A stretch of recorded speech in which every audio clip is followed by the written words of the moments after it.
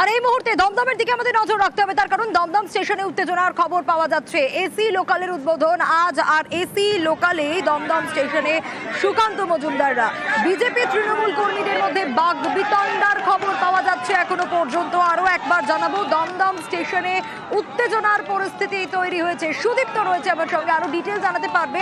Sudipta, AC লোকালের উদ্বোধন হলো, কিন্তু তারপর দমদম স্টেশনে এই উত্তেজনার কারণ কি, ঘটনার সূত্রপাত কোথায়, এখন কি অবস্থা? দেখো, ঠিক 12টার সময় যখন এসি লোকালের উদ্বোধন হয়েছিল, সবুজ পতাকা দেখিয়েছিলেন সুকান্ত মজুমদার, তারপরে কিন্তু উদ্বোধন হয়।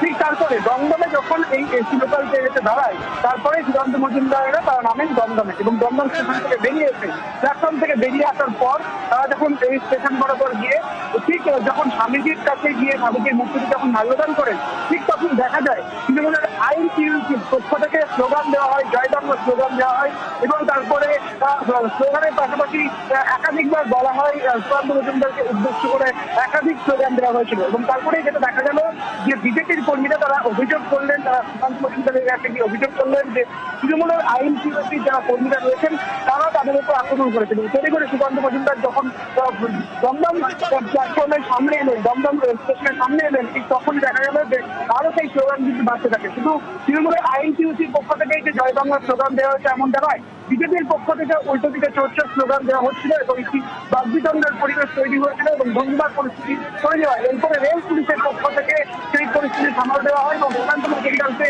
জিজ্ঞাসা করা হলো, তাই তিনি বলেন যে এই বিষয়ে তিনি অভিযোগ করবেন, তিনি অশ্বিনী বৈষ্ণবের কাছে অভিযোগ করবেন এবং তিনি তারাতেও অভিযোগ করবেন বলে জানিয়েছেন। এবং তারপর যেটা দেখা গিয়েছে, রেল পুলিশ তারা এলেন এবং রেল পুলিশ আসার পর আইন টিউসি যারা কর্মীরা ছিলেন তাদেরকে ছত্রভঙ্গ করে দেওয়া হয়েছে, পাশাপাশি বিজেপির যারা কর্মীরা ছিলেন তাদের ছত্রভঙ্গ করে দেওয়া হয়েছে। জানতে চাইবো এখন কি অবস্থা? এই যে মহিলাদের গায়ে হাত দেওয়া, তো প্রত্যেকটি মনে হচ্ছে দেখে ওই কসবাকাণ্ডে যারা ধরা পড়েছে সব তো ওই মানসিকতার লোক। সবার উদ্দেশ্য মহিলাদের ইজ্জত কিভাবে নেবে। তৃণমূল কংগ্রেস মানে ধ্বংস এবং মহিলা নিয়ে ভুক্তি করা, এই হচ্ছে তৃণমূল কংগ্রেস। মহিলাদের ইজ্জতকে নিয়ে কম্প্রোমাইজ করা, মহিলাদের ইজ্জত লোটার চেষ্টা করা, এটা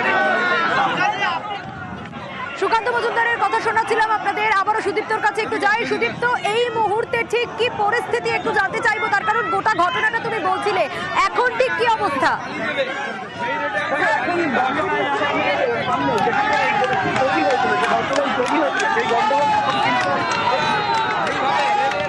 কর্মীরা ছিলেন তাদেরকেও ছত্রভঙ্গ করে দেওয়া হয়েছে, তাদেরকে সরিয়ে দেওয়া হয়েছে প্ল্যাটফর্ম চত্বর থেকে।